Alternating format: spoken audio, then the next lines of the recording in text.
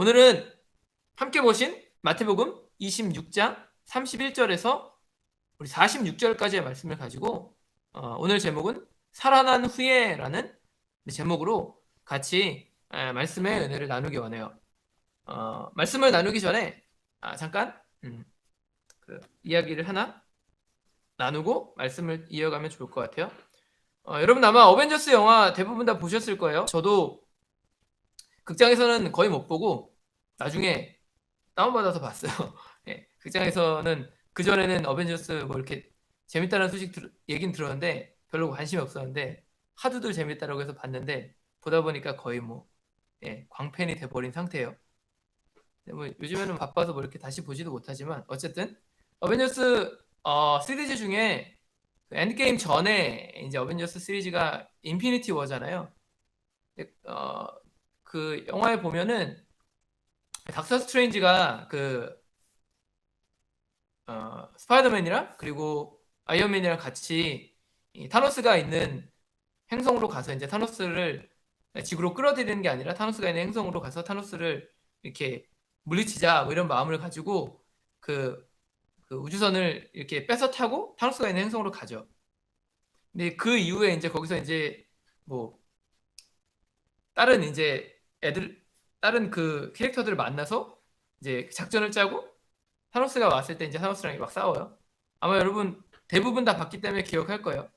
근데 그 장면 중에 이번 주에 말씀을 이렇게 묵상하고 말씀을 이렇게 준비하면서 제가 딱 기억났던 장면이 어떤 장면이냐면은 마지막에 이제 닥터 스트레인지가 아이언맨이 타노스한테 이제 거의 죽을 위기 가운데 몰리잖아요. 핀치에 몰리는 상태에서 아이언맨을 살리기 위해서 타노스에게 타임스톤을 넘겨주는 장면이 있어요.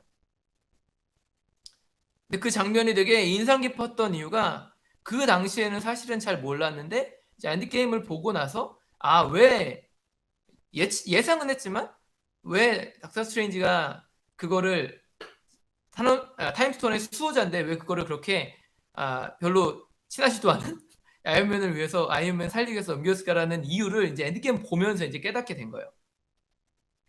단순히 이제 아이언맨을 그 순간에 살리기 위해서 타임스톤을 넘겨준 게 아니었기 때문이죠. 여러분 아마 다 이해할 거예요. 이제 무슨 말이냐면 그 타임스톤을 통해서 타노스가 오기 전에 미래를 보죠. 뭐 수만 가지의 미래를 봐요. 그리고 그 미래에 그 타노스를 이기는 그 기회가 딱 한 번이 있는데 그게 이제 아이언맨이 양자 터널을 만들고 과거에서 이제 어벤져스들이 이제 인피니티 스톤을 모아가지고 마지막 순간에 이제 우리가 아는 것처럼 아이언맨이 탁 치고 타노스를 이제 물리치는 그 이제 장면을 인피니티 워에서 타임스톤을 사용해서 닥터 스트레인지가 본 거예요. 그러니까 미래를 알고 있었기 때문에 이길 확률이 그거 하나밖에 없으면 결국에는 아이언맨이 죽으면 이길 확률이 사라지는 거기 때문에 그래서 이제 타임스톤을 내주면서까지도 이제 아이언맨을 살린 거죠. 그러면서 마지막 대사가 이제 엔드게임을 준비해야 된다 이런 얘기를 해요. 근데 그 말이 되게 인상 깊었는데 근데 만약 그 타임스톤을 갖고 있는데도 닥터 스트레인지가 그 타노스가 오기 전에 미래를 타임스톤을 통해서 보지 않았다면 어떤 일이 벌어졌을까라는 이제 생각을 해보자라는 거죠. 그가 타임스톤의 수호자였기 때문에 실제로 우주선을 타고 타노스가 있는 행성 타이탄으로 갈 때 나는 타임스톤을 지키는 사람이기 때문에 이거를 지키기 위해서는 너네들을 버릴 수도 있어라고 이야기하잖아요. 근데 그 말을 실제로 닥터 스트레인지가 지켰을 수도 있어요. 아이언맨 죽도록 그냥 뒀을 수도 있다라는 거예요. 이미 그런 말을 남겼기 때문에. 그러나 다행히도 이제 그 전에 타임스톤으로 미래를 봤기 때문에 모든 가능성을 봤기 때문에 이제 엔드게임을 준비할 수 있었다라는 것이죠. 그런데 이게 제가 한 주간 말씀을 묵상하면서 되게 마음에 와닿았어요. 그러니까 닥터 스트레인지가 복음이구나 막 이런 생각까지 들면서 왜냐면 그게 예수 믿는 우리들이 가져야 될 삶의 자세와 너무 비슷하다는 생각이 들었기 때문에. 왜 그럴까요? 왜? 사실 크리스찬들도 하나님이 예비하신 미래가 주어져 있는 자들이에요. 그런데 그 미래를 하나님이 우리 가운데 선물로 주신 미래가 있는데 우리가 그 미래를 순종하며 따라가면은 그것은 자연스럽게 우리의 삶 가운데 지금은 소망이지만 그것이 현실로 이루어지게 될 날이 우리 가운데 온다라는 거죠. 그러면은 우리가 오늘 현재의 삶을 어떻게 해석을 해야 되냐는 거예요. 닥터 스트레인지가 미래를 보고 현재의 타노스한테 지금 거의 막 관광당하면서 발리고 있는 그 상황, 그 상황에서 타임스톤을 지키기 위해서 막 안간힘을 쓰는 그러한 일을 하지 않았던 이유가 뭐예요?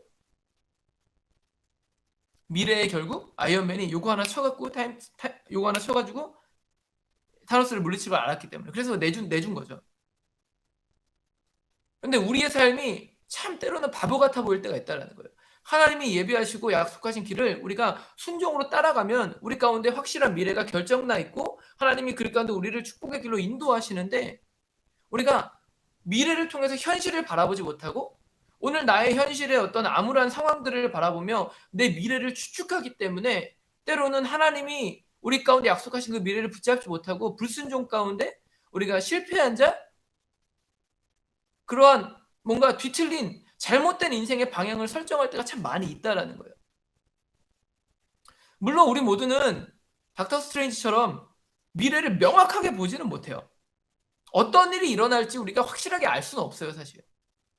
그러나 분명한 것은 하나님이 그를 믿는 모든 자들에게 영원한 생명을 주셨다라는 것이고, 그 생명을 주시기 위해서 우리 가운데 자신 하나밖에 없는 아들 예수 그리스도를 보내주셨다라는 사실이에요. 그분이 우리의 인생의 길을 가장 아름다운 길로 인도하신다라는 사실이 우리 가운데 결정나 있다라면, 우리 가운데 그 비전이 예비되어져 있다라면, 우리는 알지 못하지만 하나님은 아신다라면 우리는 반드시 그 미래를 아시는 주님을 의지해서 그분의 뜻에 순종하는 삶을 살아야 된다는 거죠. 이게 참 어려운 일이라는 거예요. 왜? 하나님은 알고 우리는 모르니까. 근데 오늘 본문에도 그러한 모습들이 교차적으로 참 많이 드러나고 있는 것 같아요. 우리가 잘 아는 본문이지만 오늘 조금은 다른 관점으로 본문을 보려고 해요.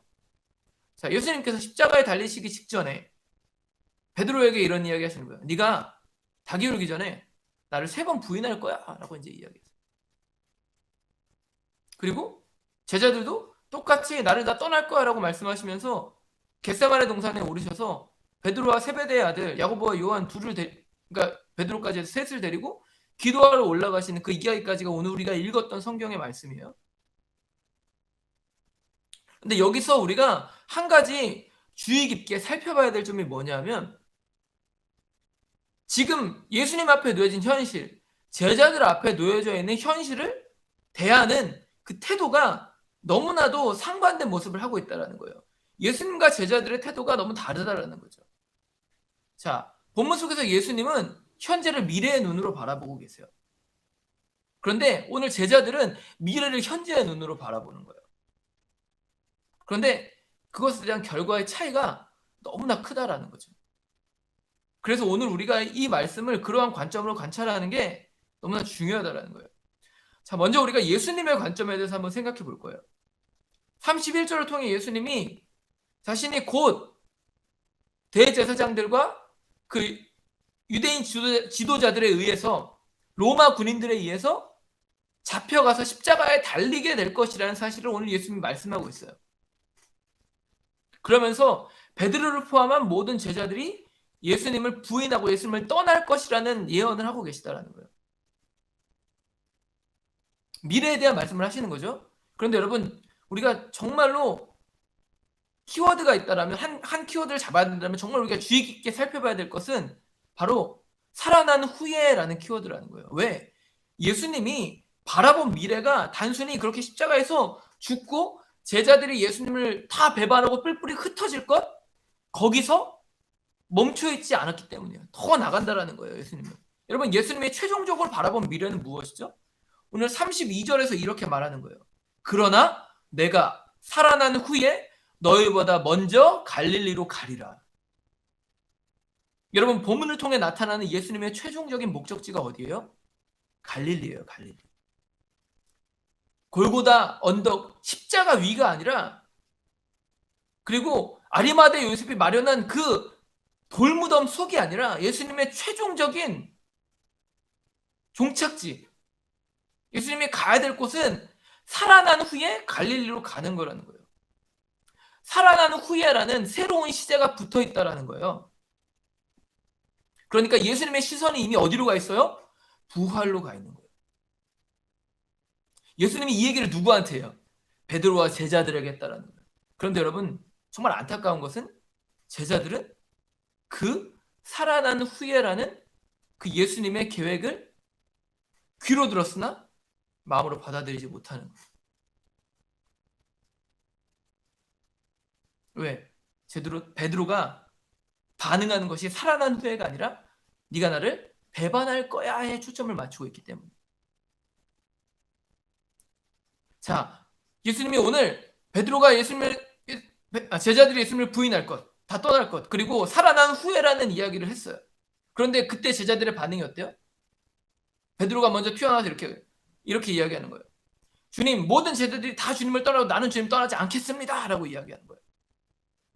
절대 저는 그런 일을 저지르지 않을 거예요.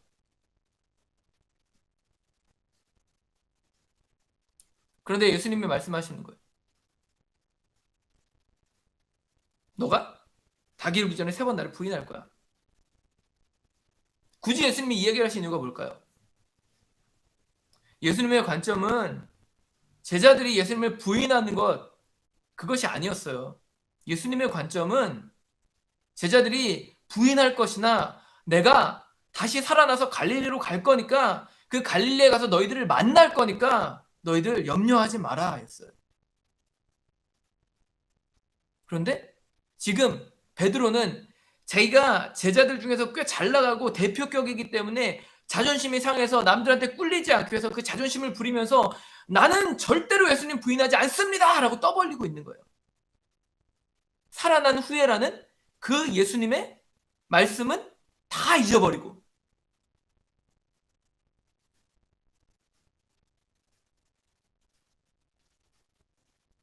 어쩌면 제자들은 예수님의 부활을 믿지 못했는지도 몰라요. 그런데 그 결과가 어떻게 나타나죠?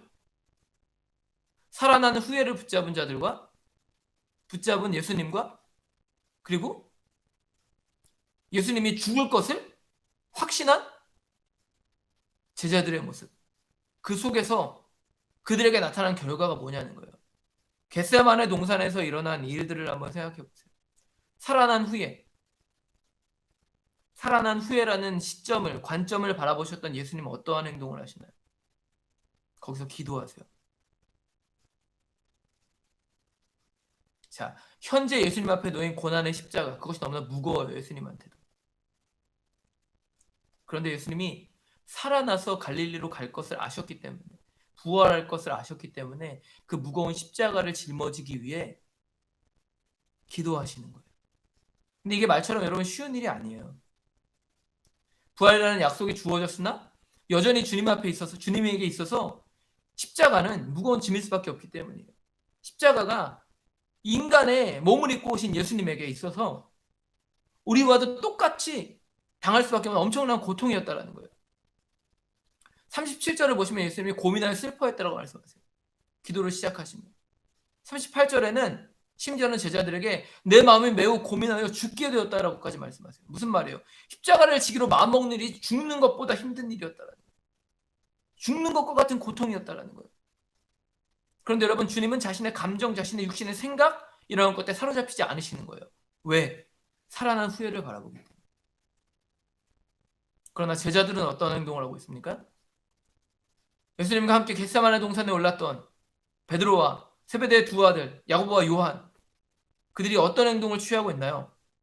죽음을 앞둔 예수님을 바라보며 그들이 취한 행동이 뭐예요? 잠이요, 잠. 잠자는 거예요. 왜 잠잤을까요? 다 끝났다라고 생각하는 거죠. 포기해버리는 거예요. 여러분, 근데 정말 끝났나요? 아니요. 예수님이 수도 없이 그들에게 이야기했어요. 십자가 달려서 죽을 거야. 그리고 3일 만에 부활할 거야. 심지어는 오늘 본문에서는 살아난 후에 어디로 갈지까지 알려주셨어요. 내가 살아나서 갈릴리로 갈 거야. 구체적으로 그들에게 다 설명해 주셨어요. 그 모든 계획들을. 그런데 그들이 그러한 사실에 집중하지 않는 거예요. 예수님께서 모두가 다 나를 부인할 거야. 그 말을 들은 이후에 알량한 자존심을 부리며 나는 절대 그러지 않겠습니다라고 말하고 있지만 이미 그들의 마음은 포기해버린 거예요. 그러니까 살아난 후회가 안 들리죠.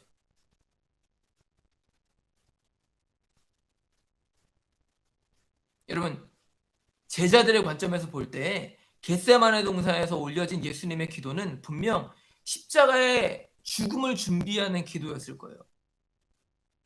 그러나 예수님의 생각은 그것과 전혀 달랐다는 거예요. 왜? 당시 예수님의 기도가 죽음이 아닌 부활에 초점을 맞추고 있었기 때문에.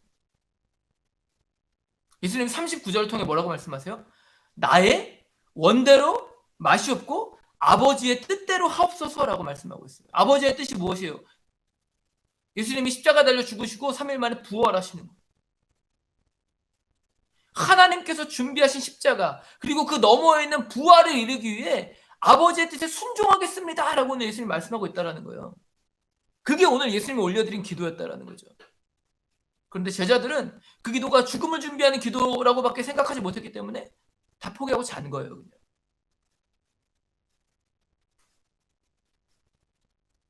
그리고 예수님을 다 배반하고 뿔뿔이 흩어져 버리는 거죠. 여러분, 이게 관점의 차이예요. 해석의 차이예요. 결과의 차이도 너무나 크죠.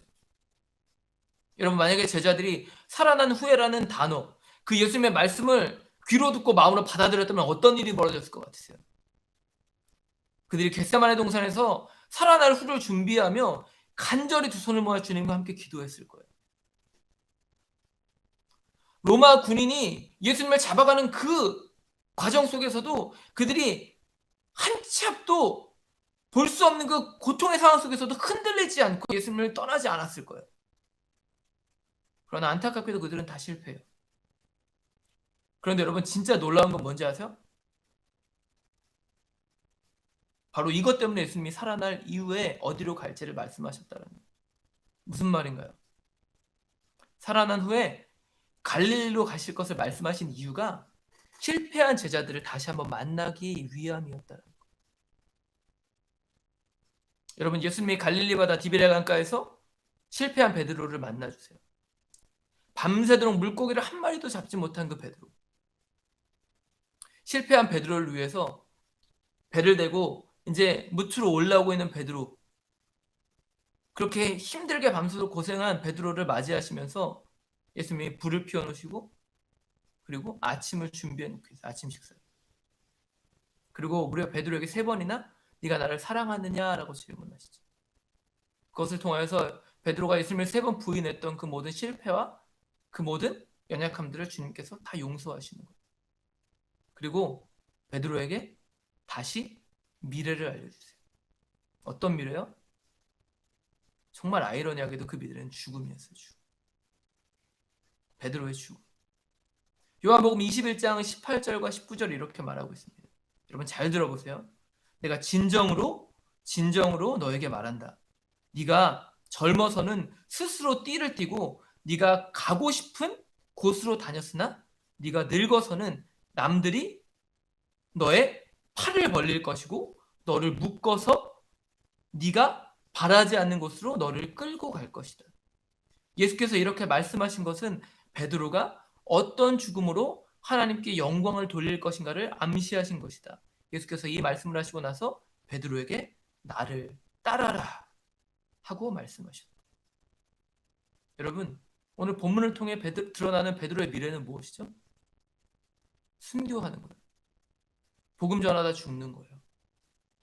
전승에 따르면 베드로가 예수님처럼 똑같이 십자가에 달려 죽을 수 없다라고 말하면서 십자가에 거꾸로 자기 자신을 매달아 달라고 이야기했다. 그래서 십자가에 거꾸로 매달려서 죽었다라고. 근데 오늘 주님이 사람들이 너의 팔을 벌리고 너를 그렇게 고통스럽게 죽일 거라고 말씀하시는데 오늘 베드로가 어떤 선택을 해요? 예수님이 나를 따라라라고 말씀하시는데 베드로가 이 말을 듣고도 예수님을 배반하지 않아요.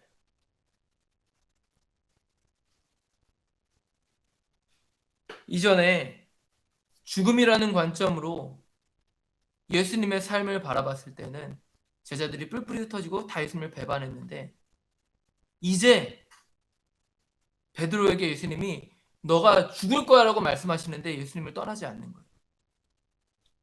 어떻게 이것이 여러분 가능했을까요? 그들이 예수님의 부활을 보았기 때문에.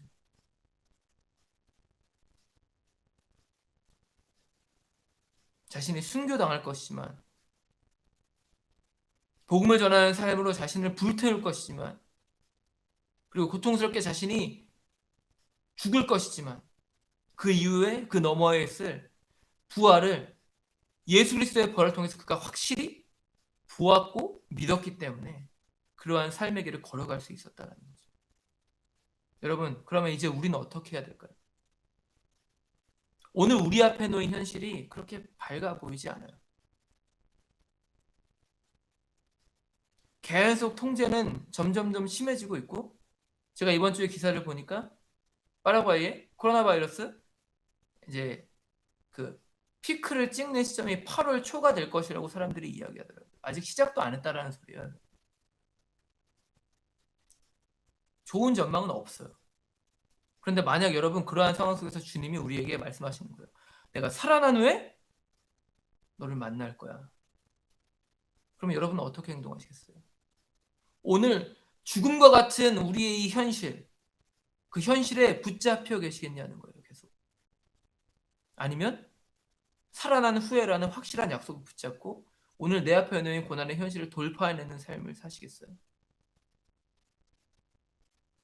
여러분, 코로나19라는 장애물이 아무리 크고 두려울지라도 우리를 둘러싼 이 불확실한 미래, 그 미래의 꿈들이 지금 나를 짓누를지라도 여러분, 살아난 후에 그 살아난 후의 삶을 바라보시는 주님과 함께 우리도 역시 그 부활을 바라볼 수 있다라면, 회복의 때를 바라볼 수 있다라면 불확실한 삶 속에서도 우리는 절대 포기하지 않을 수 있어요. 미래를 통해 현재를 보기 때문에. 확실치도 않은 희망 고문과 같은 미래가 아니라 확실하게 약속되어 있는 그 미래를 통해 오늘의 나를 해석하기 때문에. 여러분, 그러므로 다시 주님을 붙잡으라는 거예요. 땅만 보며 그렇게 땅바닥만 바라보며 사는 닭처럼 현재의 환경에 매여 있지 말라는 거예요. 하나님의 관점으로 미래를 보며 현재를 해석하라는 것이죠. 여러분, 그러면 우리의 삶이 달라질 수 있어요.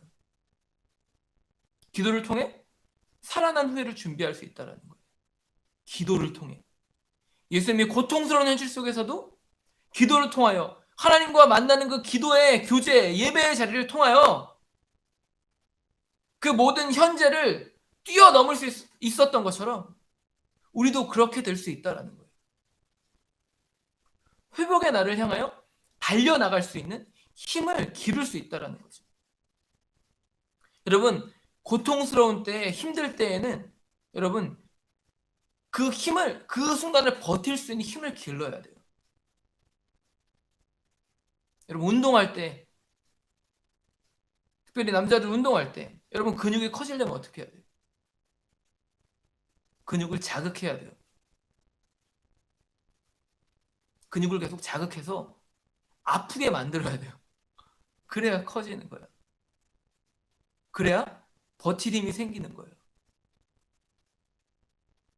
그래야 성장하는 거예요. 그런데 여러분, 그 헬스 좋아하는 사람들, 저는 별로 안 좋아해요. 저 외소하잖아요. 헬스 좋아하는 사람들 그거 왜 해요?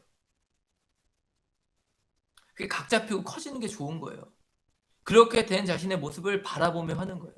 이거 하면 그렇게 될 거라는 확신을 갖고 하는 거예요. 그러니까 아파도 참고 하는 거예요. 오늘 우리 앞에 있는 고난의 현실, 그 속에서 기도하는 삶을 사는 것도 마찬가지예요. 아프고 힘들지만 답답하고 한숨 나오고 짜증나고 귀찮고 다 포기해버리고 싶고 베드로처럼 제자들처럼 잠만 자고 싶은 마음이 들 수도 있겠지만 다시 한번 도전하는 거죠. 왜? 나에게 약속된 미래가 있기 때문에. 여러분, 그러므로 오늘 우리 앞에 새로운 한 주가 시작되죠. 내일 주일을 보내고 나면. 그런데 그 삶이 이번 주와 크게 다르지 않을 수 있어요. 똑같이 답답하고 고통스러운 현실일 수 있어요.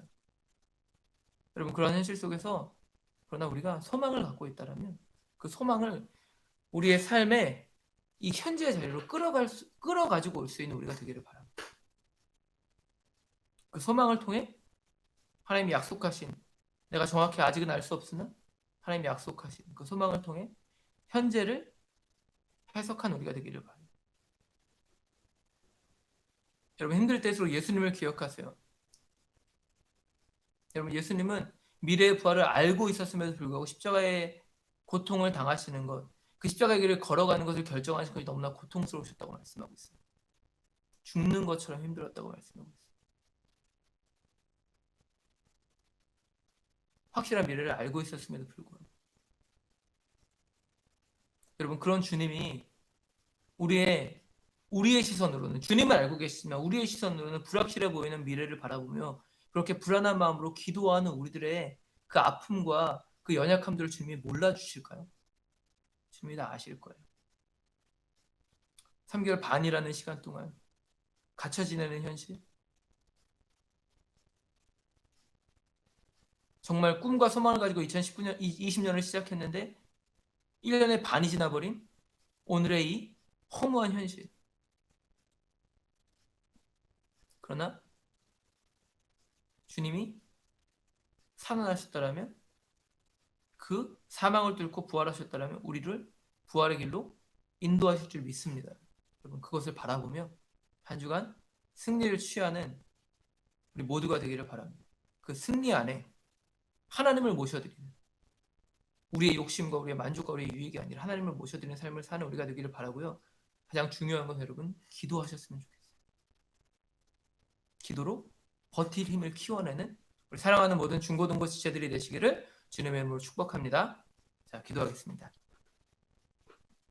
하나님, 오늘도 온라인이라는 환경을 통하여서 함께 우리 사랑하는 중고등부 지체들과 예배합니다. 우리의 작은 것 하나하나까지도 우리의 구석구석을 다 잘 아시는 주님, 우리를 감찰하시며 우리를 응원하시고 우리를 격려하시고 위로하셔서 우리를 의의 길로 인도하시는 주님. 주님, 때로는 하나님 우리 가운데 예비하신 미래를 생각할 때 그건 역시도 불확실해 보여 믿음을 잃어버리고,